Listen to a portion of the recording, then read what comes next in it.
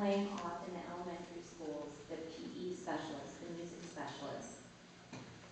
And yet, we have our PTAs, which we give money to, which buys the microscopes for the science lab, which buys the computers, but yet we're getting rid of the teachers. And I've also been told that parents cannot go in and volunteer to work in those positions to help out in a crisis situation. That just seems like it's frustrating, I guess. There's a problem there. I don't know what the solution is, but that really should be looked at getting fixed. Because a lot of schools have fundraisers, and there's so many ways to generate money for the PTA. And when we strip everything down, what can we really use that money for? Kevin, let me say that we talked about alternative funding sources earlier. That question came up, and just like last year, now that we know what the governor's budget is, we know what the downside is.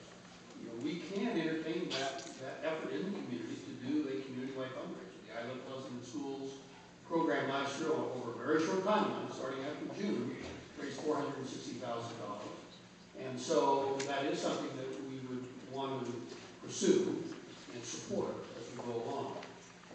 Now, the microscopes that are purchased for science, hopefully, and I used to teach science, I know the difficulty setting up labs and the wonderful service we get for our students now today in the current structure.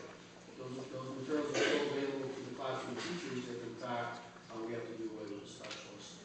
And yes, and yes, the teachers would be responsible for the science instruction, certainly.